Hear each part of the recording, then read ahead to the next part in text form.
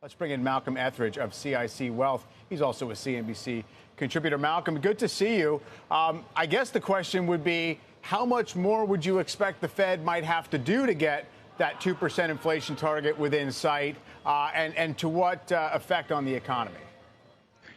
Hey, Mike. Yeah, so I think that the Fed Chair Powell has made it clear that he is absolutely committed to seeing this 2% target reached as far as the CPI number is concerned. And so I think it pretty much means that it's a when, not an if, as far as additional hikes are concerned later this year. I think they've already telegraphed 2 is the number that they already have on the table and are anticipating gets them to that target, even though they've also told us don't expect it to necessarily mean that we show up with a 2% CPI target, say in September, all of a sudden after the second rate hike in the same month. But they expect to let it play out from there because they think that's where the terminal rate should be. So I think we should at least set our sights on 2 hikes this year, probably in the third quarter of this year. And then we'll see how long it takes to get back down to 2% from there. But that 2 is pretty much baked in, I think.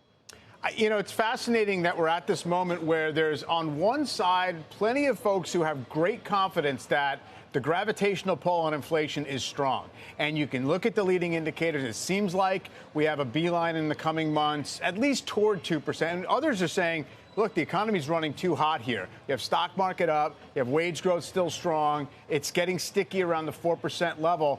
Where do you come down on that? I mean, do you actually think it's going to be a struggle from here or a relatively clear path to get inflation lower? So I think what we end up seeing is that it does take a lot more work and more time to get that number down from something with a 4 handle down into the 2s. It's sort of like for anybody who's tried to lose significant weight, right? The first 20 pounds are probably the easiest, and that last 5 is what really persists and takes the most work to get rid of. But I do think also Powell has kind of shown his hand and said that it's going to take about 2 more hikes before they finally see the numbers that they want to see. I think it's really just a matter of how long will rates stay as high as they do at that terminal rate before they finally peel it back and say enough work has been done and we can kind of just wait and see from here. But I think also he's tipped his hand in saying that their plan was to tighten until something broke. And I think no matter which side you fall on, we can all sort of agree that not enough has meaningfully broken to this point that would signal that they're going to back off of the gas pedal and allow us to coast from here. So we should all be seeing that at least 2 more hikes are what's going to come. It's just a matter of how long do they hold on at that terminal rate at that point before they decide to start initiating cuts and easing off a little bit. Powell does seem prepared to try to let time do some of the work at some point here. What does it mean for you in terms of the playbook? Is it just sort of, okay, now just position as if there's a slowdown coming and be defensive, or are there other things to do?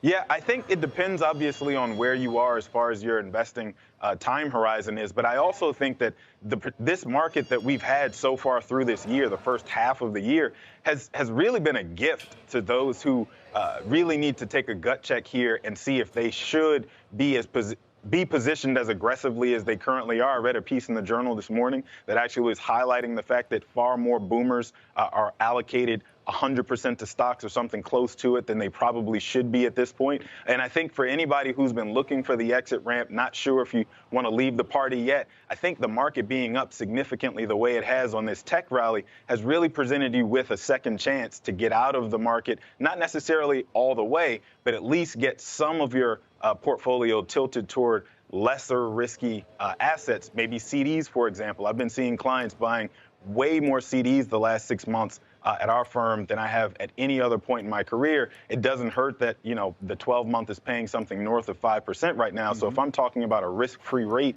of 5% plus versus I'm out 15% so far for the year, do I really want to keep on chancing it? I think that this is a really good time for anybody who knows deep down in their heart that they should not be allocated as aggressively as they have been to sort of start to take profits here and get out of the way.